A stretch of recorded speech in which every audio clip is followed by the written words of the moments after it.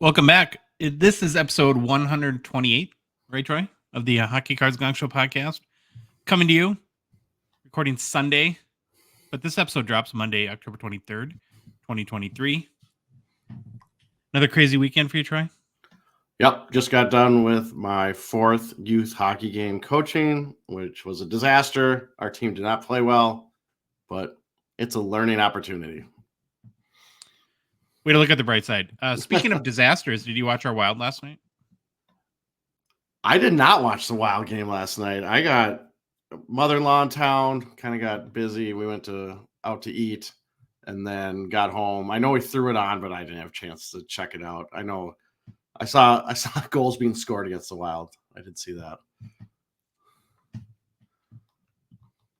Yeah, I was pumped to watch the game because we were taking on the Blue Jackets, and they've got a bunch of young, hobby-relevant players, which was interesting to see. They had, I think, almost 90 shot attempts against good old Gus Bus there, and he made some like 50-some saves, I think, in the 5-4 overtime loss. But yeah, not great.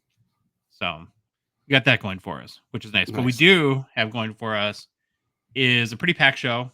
We spent a lot of time in the last few days working on the show. I hope, have a lot of good information for you guys. So excited to really dive into the topics, some juicy things to talk about, Troy.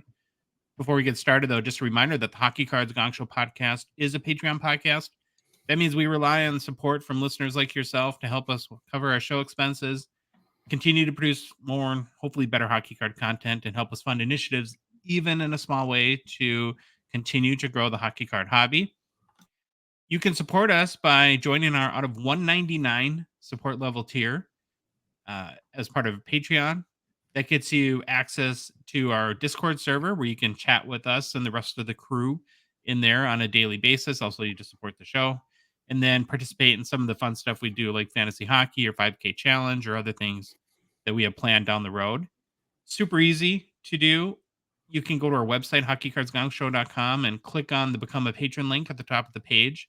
You go to the Patreon website directly, patreon.com, and search for Hockey Cards Gong Show. Or you can click on the link, which is in the description for whatever podcast app you might be listening to us on, or if you're watching on YouTube, in the description there. And finally, Troy, it is in our link tree, which is in our Instagram and TikTok profile as well.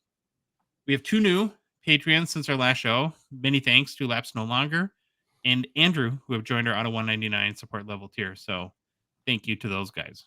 All right, let's get into it, Troy. You ready with the game plan? I'm ready. On today's show, we begin with the almost greatest player to wear number 28. Then it's off to Who's Hot and the Struggle Bus. Next, it's hobby news, followed by a look at the 2023-24 Series 1 Young Guns with our hype rankings and values. Then we take a look at new product releases and end the show with mailbag and personal pickups. All right, Josh, we are here. Again, brief primer. I'm going to go faster and faster each episode now that we do this. We ran through the Hockey Writers' greatest NHL players to wear each number article list on our previous episodes. Now we are looking at the runners-up, and I get to pick the almost greatest NHL player to wear each number just because I love learning about players, and some of these players I've not heard about, and it's fun to look at their stats, their achievements, and then their rookie card values. We are on episode 128, so I'll be looking at the almost greatest player to wear number 28. And again, I'm using the same article I used before, greatest NHL player to wear each number article by the Hockey Writers. But now I am picking the player from the runners-up list. Here we go, Josh. The almost greatest NHL player to wear number 28 per the nominees in the Hockey Writers' greatest NHL player to wear each number article and selected by me is Steve Duchesne. I felt like I said that was a big intro. I got to shorten that up a little. All right, Josh, Steve Duchesne, familiar? Not really. I know the name. I've heard the name. One of the things, though, and just looking at our notes, I don't know how the heck you get Duchesne out of how his name is spelled. Duchesne. It should be like Duchesne. Well, this is one where I knew, I've heard of him, so I knew of Steve Duchesne, but then I had a crisis of confidence. Like 10 minutes before we're going live, I'm like, I got to find a YouTube video just to make sure And no, I had it. Yeah, it's Steve Duchesne. He's one of those guys I know the name, I just don't know a ton Yeah. about. And So there's been, I think there was a Matt Duchesne, but they spelled it differently. I thought the North Stars had a Gavin Duchesne, but I could be misremembering there. All right. Additional nominees at number 28 were Ty Domi and Reed Larson. So, Mike, I there's a couple. I mean, I wanted kind of to do Ty Domi just because everyone knows he is. He's a fighter, but again, he didn't have that many points, so I left him off. And then my heart wanted to do Reed Larson because he's from Minneapolis. He played for the North Stars. However, he only played for us for one season. So and he didn't have near the points as Duchesne. So I figured, well, I'm going to let the stats speak for themselves and chose Steve Duchesne. As a reminder, Josh, the greatest to wear number 28 was your boy, Steve Larmer, who we all learned, and if you remember, has one of the greatest rookie card uncorrected errors ever. If you're watching on YouTube, this is Steve Larmer's rookie card that you see on the screen. Unfortunately, the picture is not of Steve Larmer. It was a different player, and of course I didn't look up his name, but the picture of the player on the card, his card, I think is next in the sequence, and it has Steve Larmer on his card. So there you go. what if Upper Deck did that with Connor Bedard and they showed like Tyler Johnson's picture or something like that? Wouldn't that be hilarious? It would that'd break the internet. I think enough people would break the hobby. Never recover. Get upset about it. All right, Josh, Steve Duchesne. Let me go back to his picture for everyone watching. He's a defenseman. Boy, when I see words, I just shake my head and go, I have no idea. I'm going to call it, it's like Sesia, Quebec. It's spelled SEPT dash. I don't even know what these are. ILs, IILLs, ES, Quebec. Septials? I don't know. I don't know. So I apologize. I tried to listen to a pronunciation. It's like Sethita. So Sethita. So I'm going with that. I apologize. I'm probably way off, but that's where he's from. But actually, I was just going to say, I'm just going to go with Seven Islands, Quebec, because that's what it translates to it's the French or the English translation. It's Seven Islands, Quebec. So there we go. Duchesne went undrafted and eventually signed with the Los Angeles Kings as a free agent on October 1st, 1984. Duchesne played in 1,113 regular season NHL games over a 16-season NHL career. Duchesne began his career playing 5 seasons with the LA Kings. He then played for a host of additional teams, having stops in Philadelphia, Quebec, St. Louis, Ottawa, back to St. Louis, back to the Kings, back to the Flyers, and finishing his career with Detroit. For his awards and accomplishments, he's a one-time Cup winner, 2002 with Detroit. I think it was his last year in the NHL. He was on a selection to the 1986-87 All-Rookie team, and he was a 3-time NHL All-Star Game selection. Over the course of his career, he had 227 goals, 525 assists for 752 points. Made the playoffs in 14 of his 16 NHL seasons, compiling 16 goals, 61 assists for 77 points in 121 NHL playoff games played. 750 points in the regular season in 1,100 games is not too bad for a defenseman. For sure, and undrafted. Yeah. The best season of his NHL career from a point standpoint was his 1992-93 season, where Duchesne had 20 goals, 62 assists for 82 points in 82 games with the Quebec Nordiques. Duchesne scored 20 or more goals in 4 of his 16 seasons. He also had 50 or more points in 7 of his 16 NHL seasons, with 6 of those seasons being in a row. Doesn't he look like the dad in an 80s sitcom on this picture? That's why I chose this one. I'm like, this is just a great profile shot. Looks happy, full head of hair. Not really the glamour shot, but it looks good. He's smiling. I like it. So Duchesne, for being undrafted, ended up being an above-average offensive defenseman, which you kind of noted, during his career. He also finished 5th in the Norris Trophy voting and played I think he finished 5th in Norris Trophy voting like 5 times. I think I forgot that part.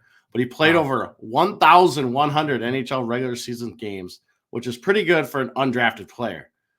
In addition, Duchesne was one of the most skilled and adept up-tempo puck movers to play on the Kings blue line during his tenure.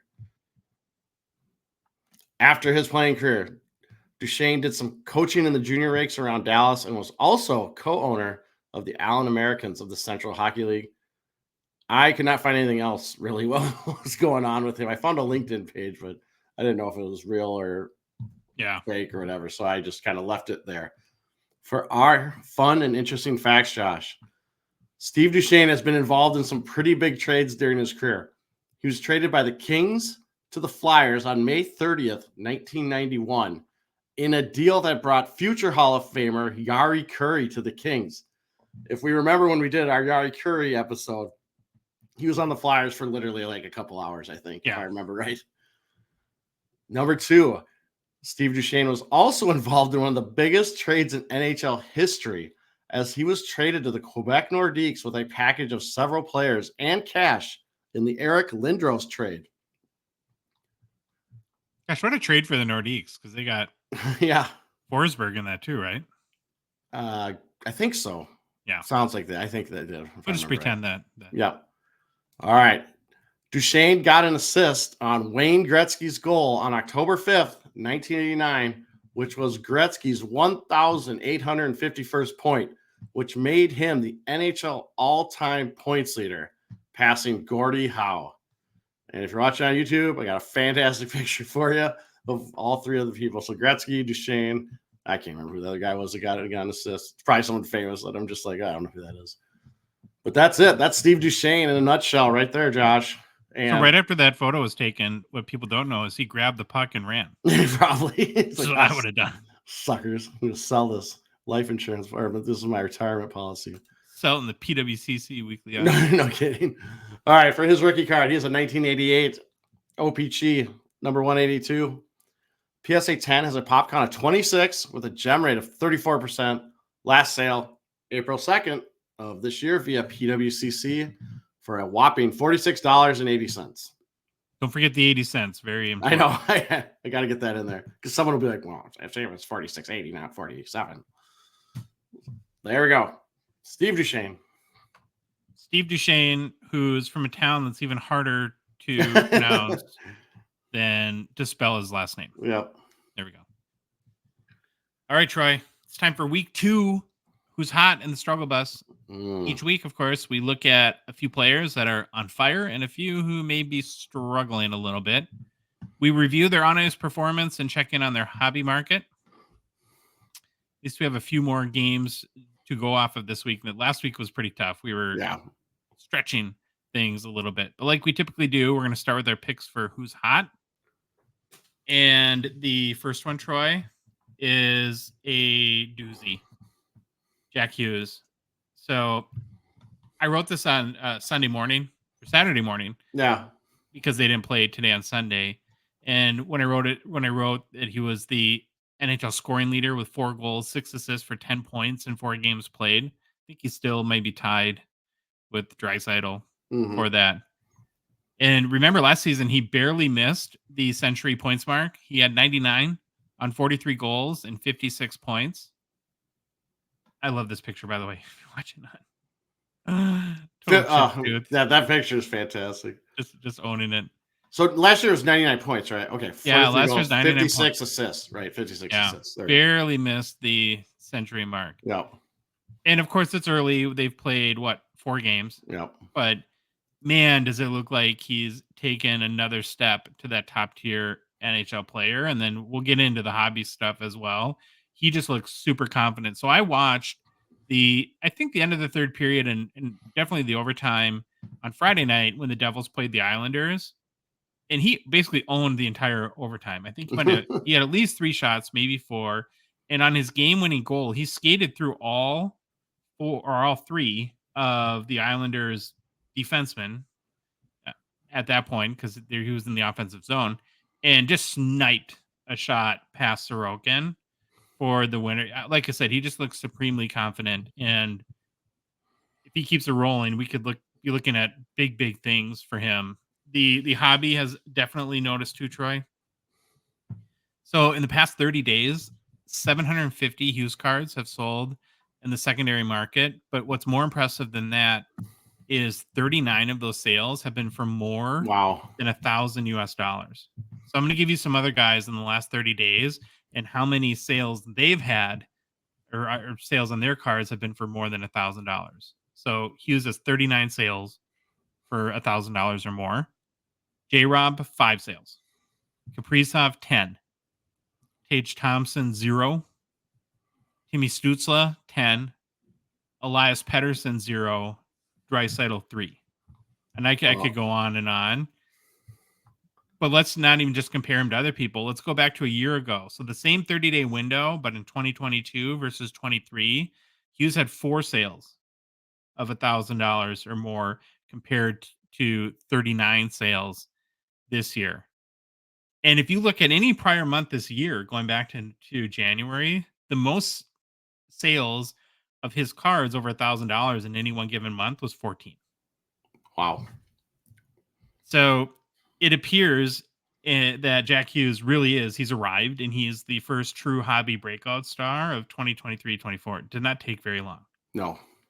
but he is just looks awesome out there. And there's been a ramp up. I mean, it's been heating up a little bit over the Mhm. summer, but I did a total deep dive of all his sales stats the other day. It spent a long time, and these last 30 days, there's really nothing that can. And I guess even if you've paid attention to like our Instagram, I could do a record Jack Hughes or record sales post every single day if I Yeah. wanted to.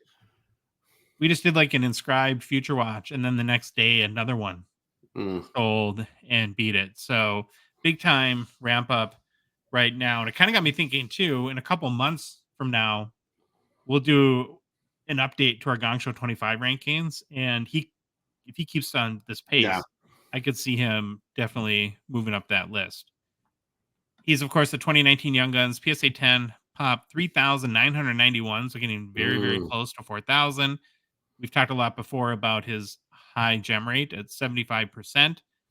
This card last sold for 325 US. It is up about 13% in the past couple weeks. And again, going back to 4,000 pop count, PSA 10 Young Gun, 75% gem rate. If you want something to maybe invest in over the long term for Hughes, probably not the card.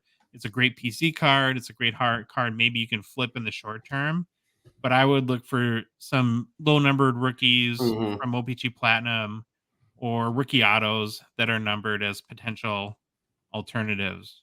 Uh, so thoughts on Hughes, Troy? So I'm like you. I kind of watched some highlights of the last game, and boy, he is looking. I didn't realize. I mean, I knew he's good, but man, he is looking like something else this year. He is fast. He's quick. He looks like he just is a man among boys right now. So I am just amazed at him. It makes sense that he's on your or that you picked him for who's hot.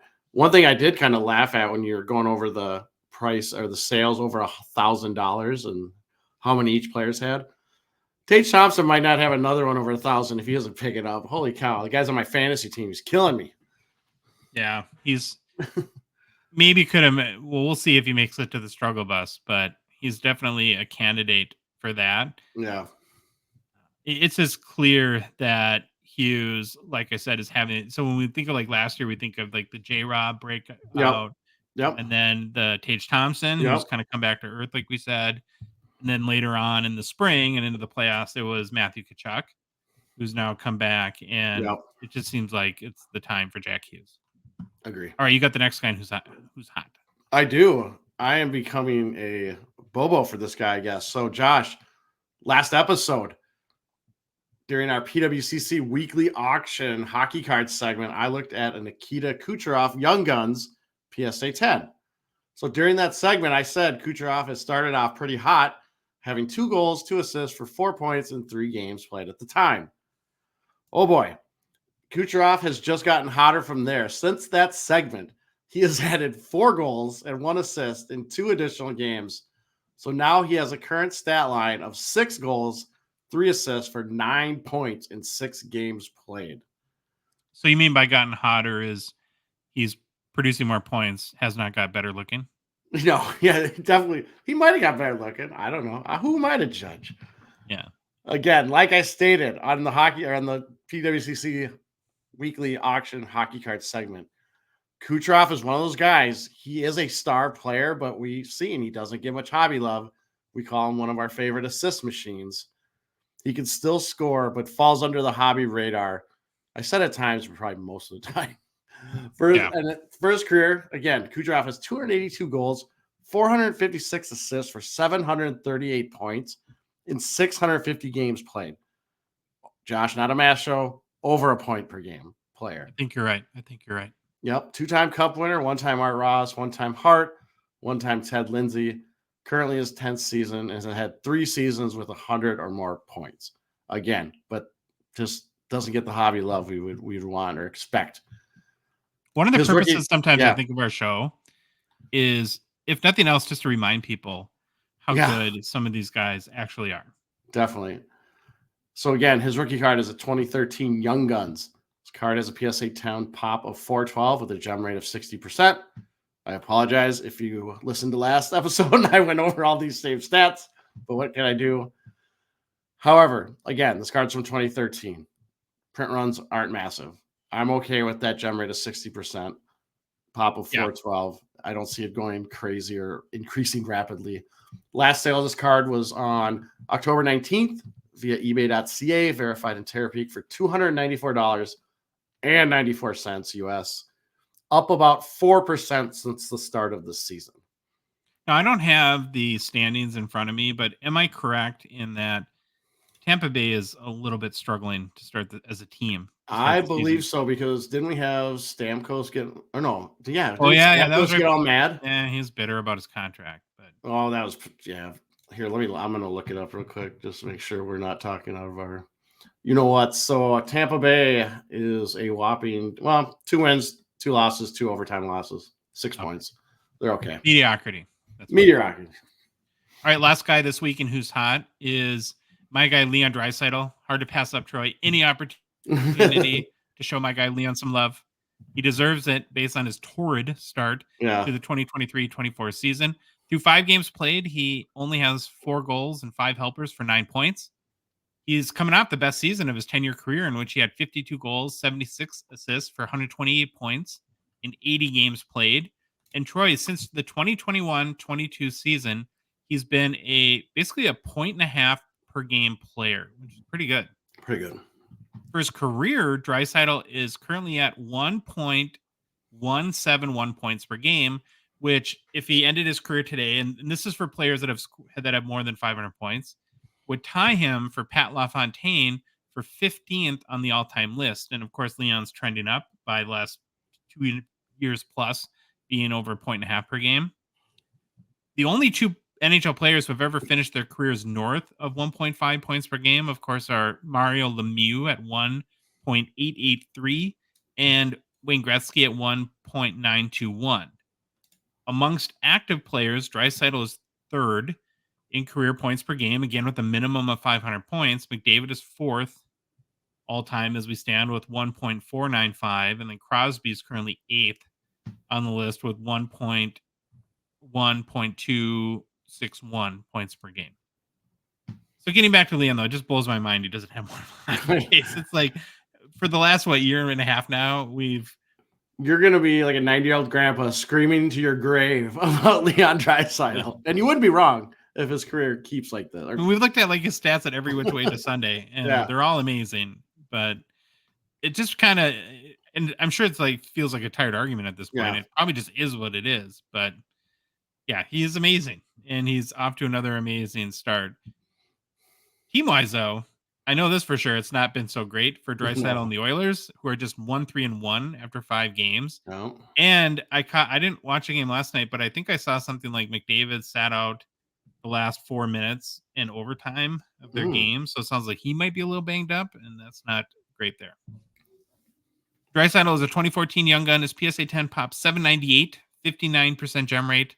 Last sold for 804 US. And this is another one, just like with Kucherov, where I wouldn't be too worried about the higher gem rate at this point, because I think the print runs were, again, smaller in 2014. They started to really ramp up in 2015. But last sold for 804 on October 18th. It's up about 11% in the past 2 weeks. So who's hot for week 2 are Jack Hughes, who's breaking out, Yep. Nikita Kucherov, and Leon Draisaitl.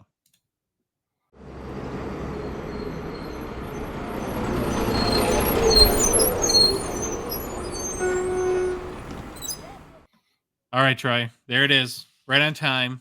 Struggle Bus is running pretty good to start the season. I like that. It is.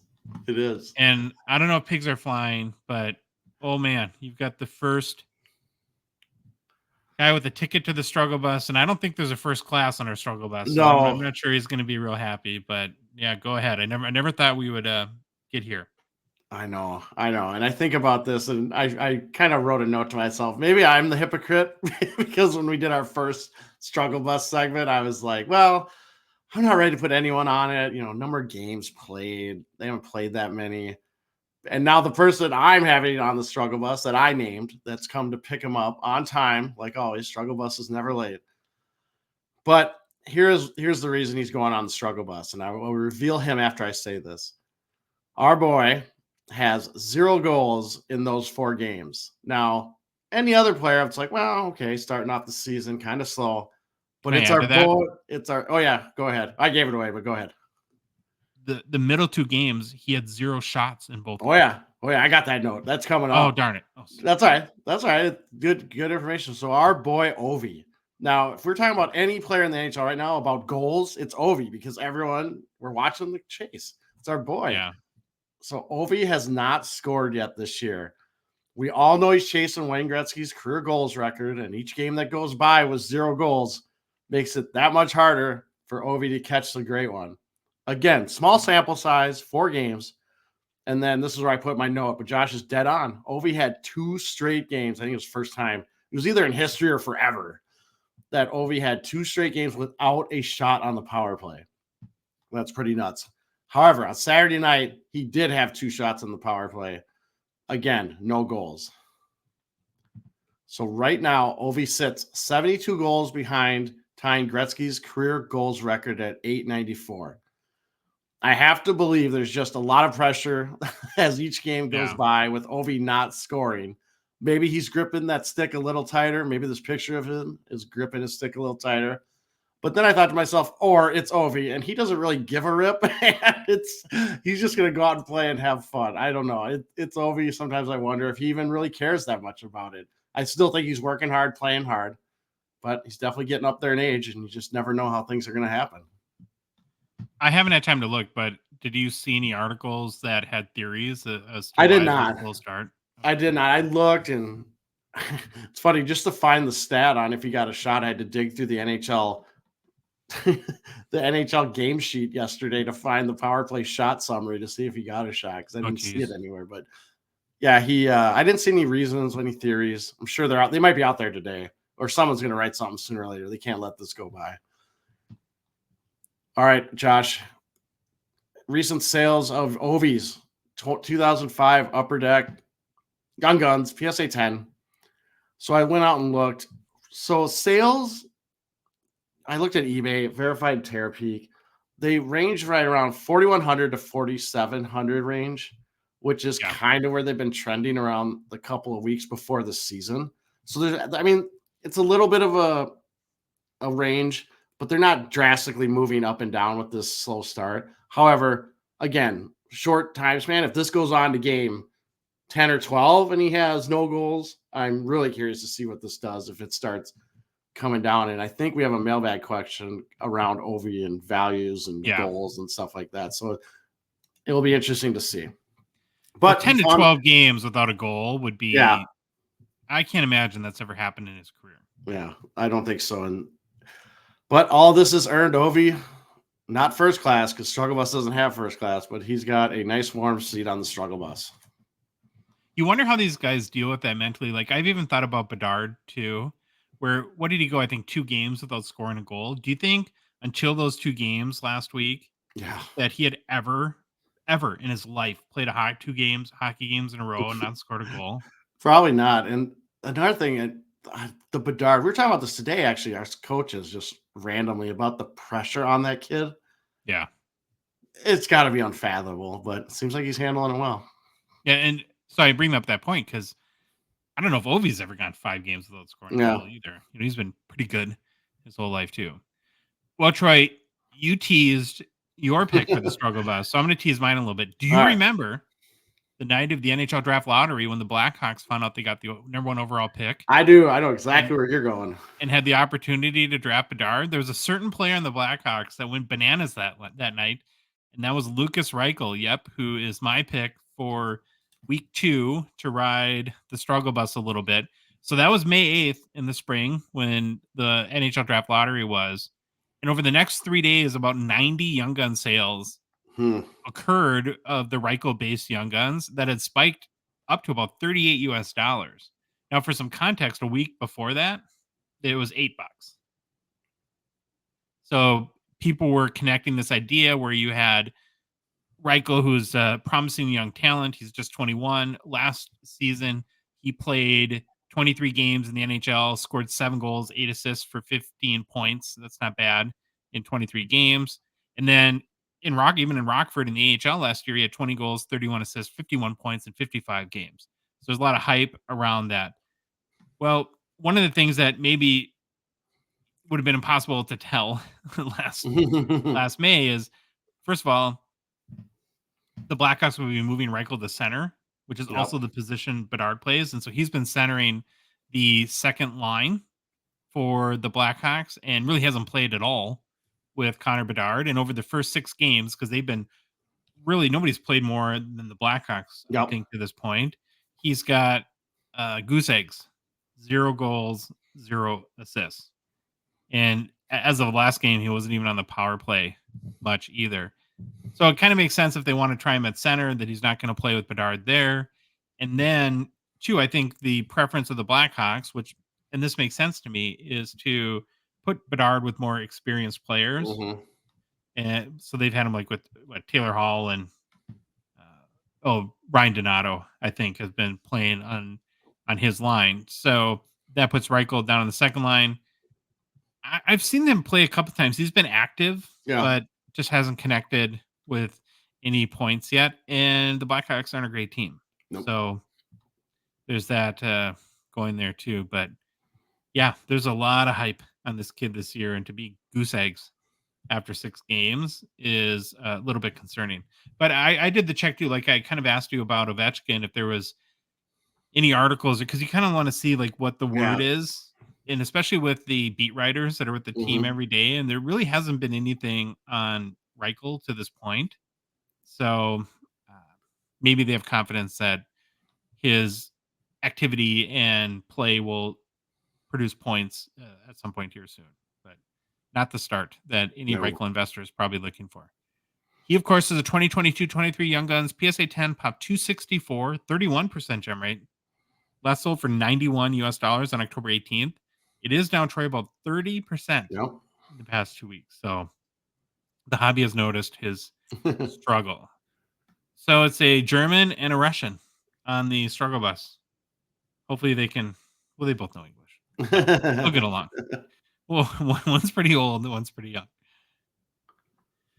All right, we've got to make a quick mention for Gongshow partner and sponsor Slab Sharks. Thank you to them for their support of our show. The current Slab Sharks eBay weekly auction is live. You can visit slabsharks.com for a link to the auction and take a look at some of the amazing hockey cards that they have in this week's auction and place some bids. So like I always do for Monday's show, I spent some time this weekend looking through their auction and picked out a few of their cards that stood out to me. The first one is a card that we've seen through a number of, whether it's eBay or other auction houses. 2016-17 Upper Deck Austin Matthews Young Guns exclusives out of 100 BGS 9.5. So a big card that, like I said, for 100 of these, they just seem to be making their way around. But if you're an Austin Matthews fan and want a very nice rookie, this would be a great opportunity for that. The next, Troy, I had to throw, I kind of obligated, right, to throw in a Bedard Easter egg. So the NHL draft Easter egg from Series 1 that are definitely not as rare as maybe some people thought last week when it came out, because they're pretty much everywhere. Yeah, they're showing up all over the place now. kind of feel FOMO for not having one at this point. Mm. It's like everybody has one. Mm. Um, then speaking of our breakout guy, Jack Hughes, this is a really nice card. 2019 exquisite collection rookie auto. It's a 2009-10 tribute retro gold out of 25. Very, very cool card. I'm sure that'll do well in the auction. Had to throw in my guy next, Draisaitl. 2019-20 Upper Deck Premier. One of my favorite cards in all of Yep. hockey is the Mega Patch chest logos that are game used, of course. And this one's numbered out of 22. So raw there. Pretty cool. Looks like the bottom half of the R and S and Oilers. Yep. And then the last one, got to go with our Golden Gopher Yep. and newly released Young Guns, a 2023-24 Upper Deck Series 1 Matthew Nyes UD Canvas Black or black and white. I don't know which one they're going with this year, but pretty cool card. Yep. I like the image there. Like I always say, this is just a handful of the cards. Be sure to go to slapsharks.com for a link to the auction. Check all the other ones out. They truly are gaining more and more momentum each week. If you're a Canadian hockey cards collector and are looking to cash out on some of your cards, we'd recommend Slab Sharks eBay consignment services. Your cards will be included in their popular weekly eBay auctions that get tons of eyeballs, of course. And like I said, seems to be growing every week. They make it super easy on you because they do all the work. All you got to do is ship them your cards, drop them off, or I think they're at almost every card show in Canada. You Yeah. can just drop them off there. And they basically handle everything for there, especially the really not fun parts of selling your cards, like hunting down payment from buyers, eh, or handling any post-sale issues, which is the worst things ever. So again, check out slapsharks.com for complete consignment information, including payout rates, and to get started consigning today. And also remember too, going back to the Bedard Easter egg we showed, 98% payout rates on Yep. all Connor Bedard cards through next June. So that card, if you sold that yourself on eBay, you'll pay 13%. If you consign it through Slab Sharks, you pay 2%. Big difference on a $500-$600 US card at this point. Save you a lot of money. Okay, happy news. Happy news. Well, a lot of excitement around Series 1. Didn't go without some issues, though. And it's kind of an interesting few days. So, release day right away. Yep. Both you and I were alerted to the Like, whatever the Gongshow very version early of in the the bat phone morning, is. right? Yeah, the Yeah. bats are very early in the morning. You need to get on Whatnot now. And we saw that certain breakers were opening cases that didn't have Young Guns. So essentially what was happening is in the new configuration, you have 12 cards per pack and there's kind of 3 hits and then 9 base cards. Yep. And in the cases or boxes where there's no Young Guns, those packs would have 2 hits. And so, which is an obvious indicator that there was intended to be a Young Guns there, but for whatever reason in the sorting at the manufacturing facilities or how they were packed out, they just didn't get in to those cases. And so we saw breakers that, and we watch it live, so we definitely know that. Yeah. Sometimes I get worried about hearsay. Like I don't want to pass along information that may be true, may not be true. Even if you trust the sources, like you want that direct sort of proof that you've seen it with your own eyes. And then we also heard too of people that bought individual boxes from like an LCS that where they opened a case that I'm sure the whole case probably didn't have Young Guns and then had that experience as well.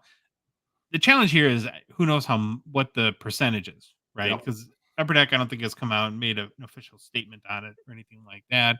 So I don't know if it was 0.1% of cases or 5%. And I think too, one of the things that we don't realize maybe or consider enough is in the age of social media, Troy, a lot of these issues get magnified. Yep. It's like one instance can happen and then a million people see it and it feels like it may be bigger than it actually is at times, but we just don't know. It could be a really big pervasive issue or just limited to a few or handful or tiny percentage of cases. Yeah. Ultimately, we'll have to see if Upper Deck ever discloses that, but not a good look. No. It's, if you were excited like we were about the new configuration, the new set of Young Guns, the players that were coming out, and whether you bought into a break or bought it, pre-ordered a case, or went to your LCS and bought a box to open it and not have any Young Guns would be a bummer, right? Well, yeah, especially we're looking at it from it because we got notified from people on a whatnot break, and then we started getting, I don't know what the word is, pinged or whatever. They can tag you. And so we jumped in there real quick in the morning to look at it, which I'm very appreciative of those people to ping us so we could actually see this in person. But yeah, if you're a breaker and all of a sudden you open a case with no Young Guns, it's like, oh, great. Now what do I do? Or do I got to refund Yeah. everyone or what happens? So there's some issue there. But like you said, we don't know how many. I haven't seen an official statement. It does get definitely magnified, Yep. but we'll see what happens. See if it keeps showing up here and there. Then the flip side of it is you ask, well, where do they go? And Yeah. we've heard this concept, which is kind of a strange name to me, like God boxes. Yeah. And I hadn't heard that much before. But we've seen it in like, I think football or baseball in some cases. I've seen one in auto racing or IndyCar or no, Oh, Formula really? One. Someone got a whole box of printing plates. Jeez. Yeah. So again, it probably, and I'm not an expert in how they print and pack or sort and pack their cards, but probably an issue on the sorting end. Hmm. Well, we've seen, I think, a few instances, and we have one up on YouTube, which I'll kind of run through of a God box for Series One, if that's the term you want to use. So this person who the social media account is Shadow DRSP posted that he picked up 4 boxes of Series One from his local card shop that he wanted to open with his son, and each box contained about what he says 36 Young Guns for a grand total of 142 Young Guns in the 4 boxes, which kind of makes sense because, Yep. right, you have those 12 cards per pack, 3 hits, and 12 packs per box. So that's 36 hits per box. So it sounds like basically all 3 hits in every pack were Young Guns. My key question here is, why doesn't this ever happen to me? I know. Like, man, that'd be crazy. Better start selling these fast. Yeah. While a bunch of people are probably bummed that their boxes or cases are missing Young Guns, then we have people that on the other side of the spectrum that kind of hit the lottery and are overwhelmed with, like in this case, Hmm. 142 Young Guns in 4 boxes. Yeah. Just crazy. Then we saw another issue, which has to Yep. do with the population count, and specifically the population count one. So ever since appearing for the first time in Series 1 last year, population count inserts have been really popular and very, very strong in the secondary market. Like Yep. some of these go for pretty big money. The theme of the card is to mimic or play off of like a graded slab. So it's like a little card within a graded slab. That's the design Yep. motif, I guess, as a way. And it's also a way for Upper Deck to introduce like more limited or numbered cards without having to print numbers on them. So kind of a novel and cool concept. So like the pop count 1000 are not numbered. So if you get one, you don't know. It's not like it's 842 out of 1000. You just know it's 1 out of 1000 printed. Yep. So it's you kind of have an idea what the print run is. And there's parallels that go down from 500 to 100 to 50, 25, 10, I think. And then the most exclusive, of course, is the population count one, which essentially is supposed to be a 101 card. With this release, though, we've seen multiple instances now. Yep. I think I've seen at least 4 where there's 2 population count ones for Yep. a single player. Up on YouTube, we have a social media post that shows a person that pulled our guy Kirill Kaprizov, his population count one from 2023-24 Series 1, and then another one that's on eBay. Yep. So that's a big bummer. And I don't know if we're kind of, I don't like to compare bad things typically because bad is bad, but to me this is more concerning than missing Young Guns in boxes, because and I don't feel this way personally, but I understand when people are saying, because I've seen this, that it's hard to, or you may lose a little bit of trust Yes. in the cards that you get, that it truly is as exclusive as your perception is when you pull it out of the pack.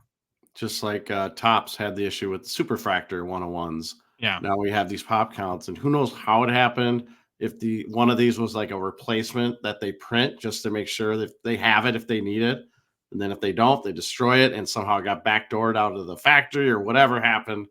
But something obviously went awry with the couple instances we've seen. But yeah, it comes down to trust, and you don't like seeing this because if there's Yeah. truly two out there, well, guess what? Pop count one doesn't mean much. I mean, it means pop count two. Yeah. Which brings me, Troy, to some advice I have for the good folks at Upper Deck. All right. So I'm going to climb on my soapbox here. All right, Just let's hear give it. me a second to get up on it. I'm sure every Monday morning, all the good people at Upper Decks have an all hands meeting to listen to our show because they can't wait to hear our advice for them on how to run their business. So I want to. They do the exact opposite. They're Yeah, like, these turn it clowns. off, We're thank in listening God. to these guys. So here's what I'm going to start out by saying. As long as human beings are involved in any endeavor, Yeah. mistakes are inevitable. They're going to happen. There's no way to be perfect. Perfection is the goal, but never the reality. And that doesn't mean we should give Upper Deck a pass for any of these mistakes, but they do happen. And as much as you hate them, that you just can't avoid them in certain cases. But what I've learned, Troy, if anything, in my 20 plus year business career is that while yes, mistakes are inevitable, it's how as a company you respond to them that matters the most. And in fact, mistakes or errors are actually huge opportunities to earn something that can have a big positive impact on your business, which is loyalty.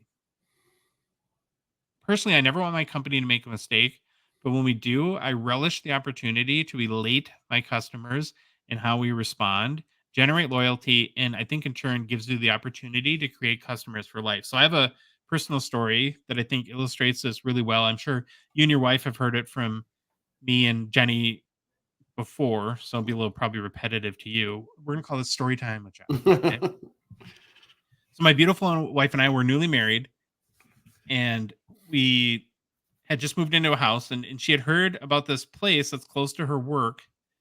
And at the time, she was working in downtown St. Paul, where that did oil changes for your car. But they Yep. had this kind of really neat service where you could go there in the morning and they would actually bring it wasn't too far from her office, and they would bring her to her office and then pick her up at the end of the day. Yep. Because most of the time when you get your oil change, you have to sit there, right? And wait for it.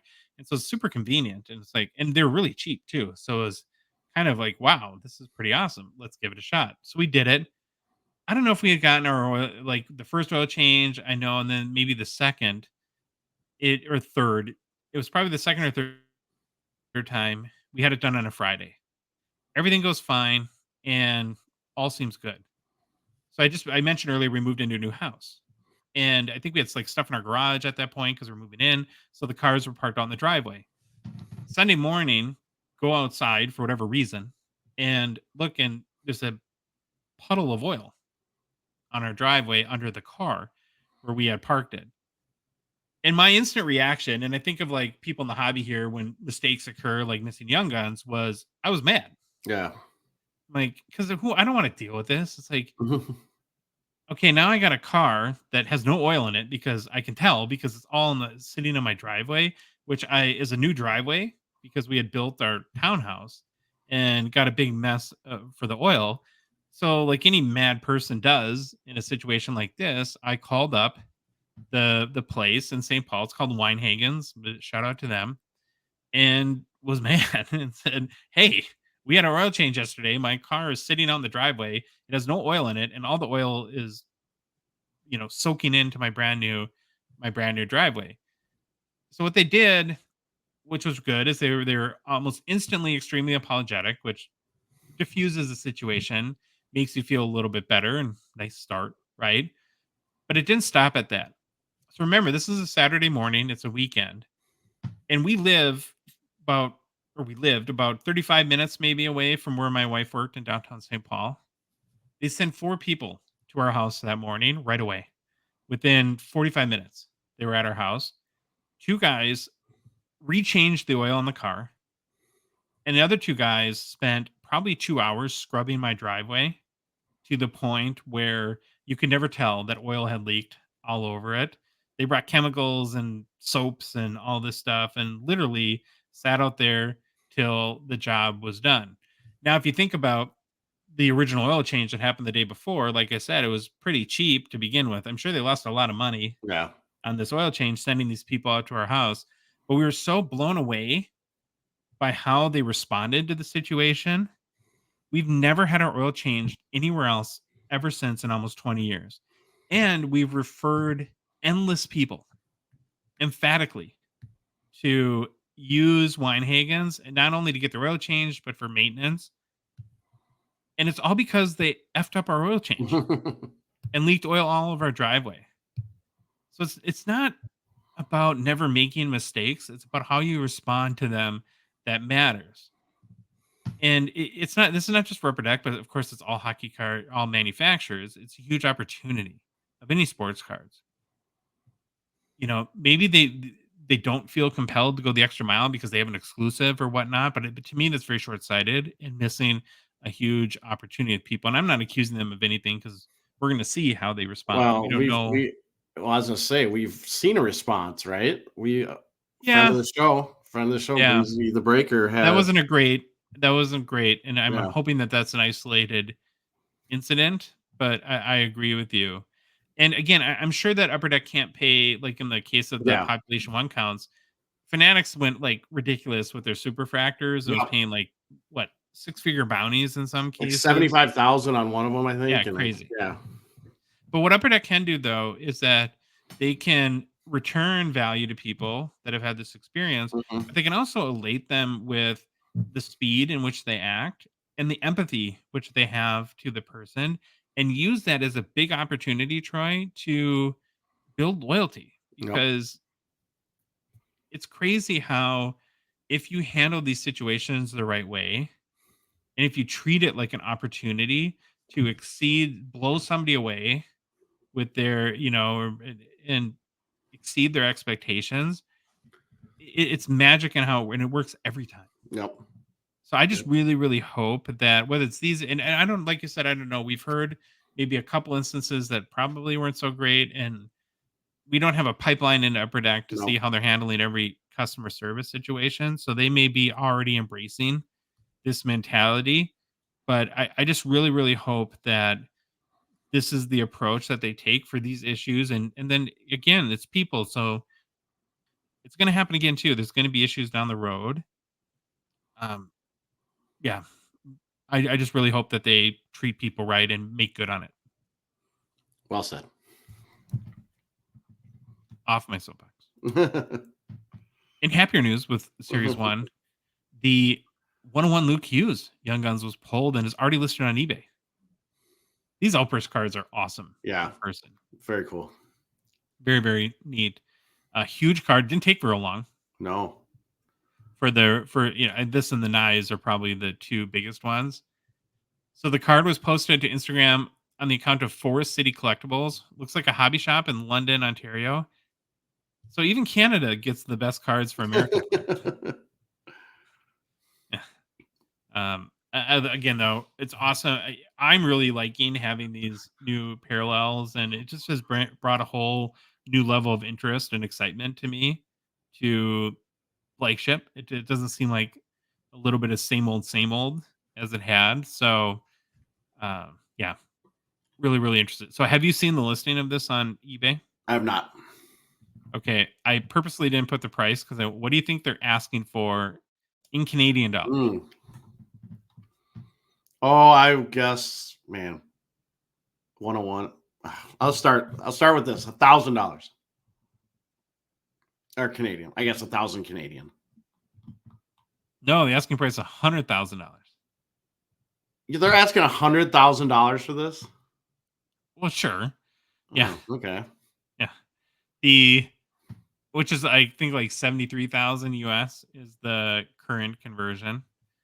They're not going to get that by No, any stretch. So you think it's a Luke Hughes 101 Young Guns, about $1,000 card? I don't know. Don't ask me values on these guys. I have no clue. Well, there's no precedence for it, right? So Yeah. that's kind of what part of what's making this interesting from a market kind of point of view. Well, here's a little bit of context. So an Outburst Red, I hadn't checked this afternoon, but this morning had closed at auction, and the Outburst Reds are out of 25 for 952 US. which actually seems kind of low to me. So Oh, it's kind so of if funny. I knew that, I'll go 10,000 then. If Okay. I knew that, I'll say the 101 would be 10,000. I do have a caveat on the Outburst Red though. It wasn't paid for yet. Of So, course. Never mind. I'll go 10,000. but no, but it gives you though an idea of like what people, and it had just ended, so it's not weird that it hadn't been Yeah. paid for. But again, I think it's an important point of context. Not paid for yet. Also, though, so and again, what's even more interesting is, and this one was paid for, a exclusive Young Guns. So the traditional out of 100 for Luke Hughes sold for 765, roughly only $200 less than the Outburst Red. It just tells me that, and even when you look at like the silvers, that the market has no idea how to value these Yeah. proportionately to the other cards, and I don't either. So it's not a judgment thing. We're just, I think, gonna have to wait and see how these sort of shake out and what the hierarchy of values ends up being. The one thing though about that I thought was kind of wonky about that, yet still unpaid for Outburst Red out of 25 is it ended on a Saturday night, which isn't ideal, but that's no big deal. And then they did a 3-day auction. I think if I pull a really big card out of release, I'm doing a 7-day auction because I just think, he's going to have a big following. And I bet you a lot of potential bidders weren't even aware the Yeah. card was up on auction by the time that it Yeah. closed. Give it So, some time to run so people know yeah, about it. especially now, it's like I just think like how busy we are. It's like I Yeah. hardly have any time to look at hockey cards, but that's a whole other story. So I think like that Outburst Red, I would be paying for that right away because in my opinion, that's a heck of a steal. But yeah, so one of the big 101s is pulled. It's out there on eBay. I don't think they're going to get 100 grand Canadian for it. That's for sure. All right, let's move on and talk about some jerseys. So I'm going to kind of, a little tiny spoiler on this. I find this mind blowing, and we're going to get to why in a second. So I found this graphic, Troy, on Daily Faceoff on their social media that includes information about the top player or NHL player jersey sales basically since June. Okay. The data supplied by the NHLPA, so legit. And we're going to kind of run through 1 through 10 real quickly, and then I'll get into why it blows my mind. I can't say I'm shocked by number 1 and number 2. So number 1 is Connor Bedard. Makes sense. He's all the rage. People are just able to get his jerseys for the first time. So there's going to be a ton of them out there. Number 2 is Jack Hughes, and he's in the midst of a superstar kind of breakout campaign, not just in the hockey hobby, but just in the NHL in general. So neither of those shock me. How about you? No, makes complete sense. Yeah. Now number 3 scratches my head. Yeah, So this number one. 3 is Brad Marchand. I don't know if it's just because people want like his jersey with a C on it now that he's the captain, or what. He's certainly not the third most popular player in the NHL or in the hobby for that matter. So I just looked up like some like hobby comparisons because I always look at this stuff and I'm interested to see how this matches or is different from how we treat or rank these players in the hobby. So I looked at, first of all, his Young Guns pricing to see, well, gosh, if he's the third most popular player in jerseys, are his card values going up? So his 2009 Young Gun PSA 10 pop 151, 34% gem rate. It's actually down about 1% over the past 3 months. So that's incongruent, I guess, there. Then I looked at just total cards sold in the secondary market. So since June, 896 Marchand cards have sold on the secondary market. Well, you compare that to the two guys ahead of him, 4,756 Connor Bedard cards and 2,427 Jack Hughes cards.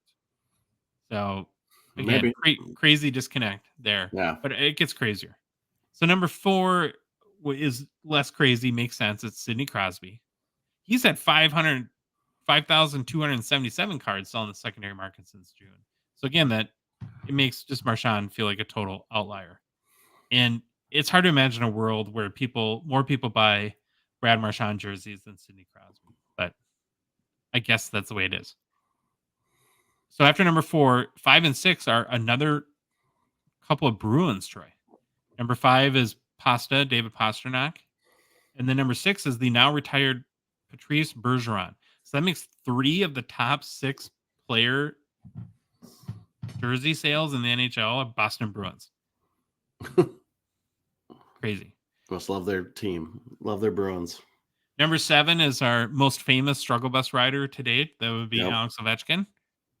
8, our guy Kaprizov. Nice to see him up on the list. And then 9 and 10 are a couple Avalanche players. Nathan McKinnon at number 9, Cale Makar at number 10. So how, Troy, is there not a single player from the Canadian team in the top 10 jersey sales from June? So I got to the point where, oh man, I spent like an hour and a half on this because I'm like, this has to be wrong. This has to be like mislabeled. Like this has to like be a American list of American teams or something like that. It's not. It includes, Canadians already have all their jerseys. They don't need to buy anymore. They just all are born with them, so they don't need to buy them later in life. I don't know. It comes with your birth certificate in Canada. I guess, but it is crazy. There is no. I was trying to think like what. No. Yeah, I was trying to think if there's any Ipicus. Yeah, it doesn't make. It's weird. No Matthews. No Marner. I mean, anything. Yeah. Do you think it's illegal in Canada for fans to wear jerseys? Is that part of the problem? I hope not. Yeah, so Brad Marchand sells more jerseys than Austin Matthews, who can't even make the list. It's just like I said, I was so convinced this list was hooey that I spent way too much time validating the data. But I found the same list on like a number of really, not that Daily Faceoff is not reputable, but like Business Sports Journal and stuff like that. So again, mind is completely blown. I don't know. Maybe it's a sign the game is growing in the U.S. and people are really gravitating to their favorite players. I don't know. Josh, we have breaking news just to let everyone know. Oilers captain expected to miss 1 to 2 weeks with upper body injury sustained versus the Jets. So that's Connor McDavid, people. 1 to 2 weeks. That's not great. All right, Troy, our last story for hobby news. You have the never-ending saga of Series 2 hobby box pricing. Continues. Here we go. All right. No one can stop the continual price increases for 23-24 Series 2 hobby boxes, at least here in the USA. If you are on YouTube, I'm showing you a very nice chart from WaxStat. It's becoming one of my favorite sites ever. I've talked to the guy that runs it. It's pretty cool. You can get price history from the retailers to see what's going on with trending. And if you're watching on YouTube, I am using David Adams here in the US. So let's look. Pricing started at $200 a box on September 19th. Then, as we know, we followed this on our show, prices have steadily jumped. On October 2nd, prices went to $239.95 US a box. On October 9th, as Josh continued to get his last chance emails and everything's sold out and you better buy this or you're never going to get it again, the price jumped to $259.95 US. Boy, Josh, it hasn't stopped. I looked on October 17th, and the price has now jumped to $299.95 US a box for Series 2. So we are now officially at $300 for a 2023-24 Series 2 hobby box presale price at David Adams, but not to just kind of get on them. Steel City is the same way in the US. I did go out to the US or to the Canadian, like Clouts and Char, and I didn't see them have any sales going on. Either they're all allocated out or maybe they're holding off. But again, this is just a US retailer kind of price chart. So as I look at this, I keep thinking they must be selling out of their allocation at each price level or whatever goal/metric they're setting for each incremental jump. They're hitting it, and then they go to the next one. Hitting it, go to the next one. So we're at $300. Boy, I don't know if this is going to push past that or if this is where it kind of tops out or what, but it's kind of nuts. Yeah, one of my favorite terms is theater of the absurd, and it sort of feels like that right now. Yeah. $300 is... it's just it's hard to be offended anymore. It just keeps getting more and more kind of ridiculous. And gosh, it's so tempted to me to dive into this. I just don't know if we want to spend the next 12 hours going through the whole state of wax. And maybe it's a show topic in of itself, but the state of hockey wax right now, Troy, to me is just crazy. And really, Yep. there's, I think, a bunch of big time risks and threats.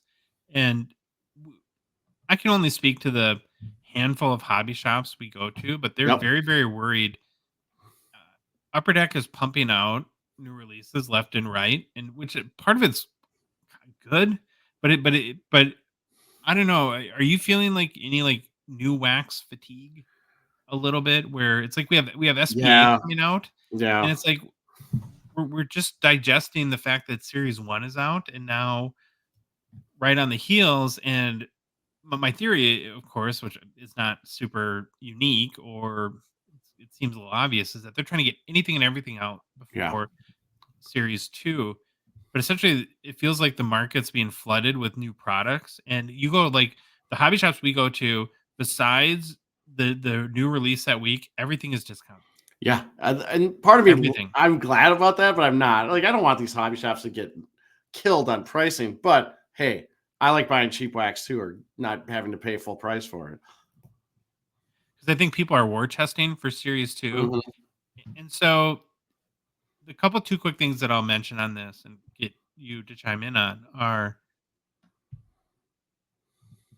there's an obvious opportunity to make good profits on Series 2 because the demand is going to be so high. But are you cutting off your nose to spite your face? Are you wrecking the sales of the other 40 releases that are seem to be coming there? Because the more the price keeps going up, I think the less people are going to buy anything else that comes out because I want my Bedard Young Guns, so I'm just going to save my money. Yeah. And there's not infinite amounts of money that get pulled in. And then again, I go back to, we talked about this before, right? Where a Bedard Young Guns on average will be in every 8 1/3 hobby boxes. So $300 a box, it's more than $2,500 on average. It'll Yep. cost to pull a single Bedard base Young Gun. It seems like that there's got to be a point where the price is untenable, and so maybe they're setting themselves up for this huge win. They, I guess, mean people selling this product on Series 2, but they might just get destroyed Yeah. on everything else. And then the last thing I'll say, and I'll turn it over to you for a couple of comments, is, um, and I have nothing against David Adams, but it seems like that they sort of set the price. And I've asked card shops about this, and they kind of acknowledge it, that they seem to be like the price setters for the marketplace. And I don't love that. Yeah. Why them? Is that good? I don't know. It might be good, but do we want David Adams really setting the price on wax? Well, I don't know if we do, but it seems like they're if the biggest online retailer, I think, besides, or I don't know how big they are compared to Steel City, but they're pretty huge. But yeah, I don't know. It's this thing is whole. It's just I don't know. It'll be case studies, I'm sure, at one point in business school on this hype and what's going on with this pricing and what it's doing to the rest of the hobby. But I think you're dead on most of it. But if you like opening wax and you can fight the Bedard FOMO, I think you could use whatever money you're going to put to Bedard, and it's very likely that you're going to find some really really good deals on Hmm. other wax that, like we've seen even on David Adams, right? They have what 2021 metal for Oh $60. yeah, you can find. Yeah, just go out there and look for stuff. You'll find discounts all over the place. Was it SP game used? You could probably get for a couple bucks. No, I'm just kidding. But those have been hit very hard and deeply discounted. And we're going to go through the Series One sort of Young Guns values rankings, but I thought I saw too that they increased the Series One's prices to $150 a box. Oh, did they? Maybe. I think so. So yeah, just crazy. All right. Speaking of that, Troy, we're still less than a week away or from the release of 2023-24 Series One, and of course, the best part of any new flagship hockey product release is a new crop of Young Guns that comes out. Um, Now, what we just talked about, right? Any savvy buyer is the patient one for any commodity cards, which a base Young Yep. Guns is a commodity card when new products come out. And So you're savvy on the commodity cards and you hunt for quick deals on the rare cards, right? I think that's where you can find the deals is on the lower numbered stuff, maybe like the newer inserts. I was just say I don't want to. I'm sorry, I interrupt you. 150. You're right. They went up for Series 1. That's crazy. Yep. So getting back to Series 1, it's fun to kind of watch the hype at its peak, and we thought we'd take a early look at 2023-24 Series 1 Young Guns values, kind of leaderboard. We're about 5 days after the product dropped as of this point. And so what we're going to do is we're going to look at the top 10 Young Guns values. We're going to, as far as like how we calculated the value, we took the average of the last 5 sales to try to minimize the impact of any outliers there. And then we're just going to look at the base Young Guns as a measure of kind of telling us which players are being chased the most and maybe compare them to early prices from other flagship releases. And then we'll dig in more to the parallels, the new outbursts over the next few shows. But you ready for the top 10, Troy? Should we get into the top 10 Series 1 Young Guns by value? I'm ready, and I got mine ready, so I'm gonna flash them up on the screen every time you name someone I have. Humble brag, I pulled this. But mine, I have. Yeah. Okay, let's go. All right. Well, number 10, Troy, is Owen Beck. Okay. From Montreal Canadiens. So there's going to be a lot of chase for any Canadiens Young Guns player. So last 5 sales average is $12.42 US. Now the high sale so far for his base Young Guns is $25.55. So on average, people are paying half of right now what the high sale was. And then for some of these, I tried to find maybe of that potential early steal. Yeah. So someone got a clear cut for $40.90 US, which if he turns into a good player, that $40 Young Guns clear cut can be a pretty good bargain at that point. Some of these guys will have kind of weaker ones. Some of them have like crazy steals that we'll get into in a second. Yep. Number 9 is Marco Casper. Last 5 sale average is $13.19 for Marco. And Detroit Red Wings, high sales so far for his base Young Guns, $26.29 US. And potential early steal here, $40.17 for Young Guns Canvas Black and White. Okay. Again, though, just like with Owen Beck, though, his current selling average price is about half of what the top sale was. Yep. We're going to stay with the Red Wings for number 8, Simon Edvinsson. Last 5 sale average is $14.96, so right around $15. High sale so far for his base Young Gun, $26.21. And potential early steal is kind of a marginal one, but somebody paid $21.91 for a base Young Gun and a Young Gun Canvas, kind of a lot. So both of them that's not bad. Nope. Number 7 is Dustin Wolf, whose last 5 sales averages out to $16.67. This is a pretty. I like the photo a lot. That's awesome. Do you like it? Yeah, because you can see like how goalie skates barely attached to the pads, and I think these are the true like one-piece skates. These are kind of newer, very expensive, but pretty cool.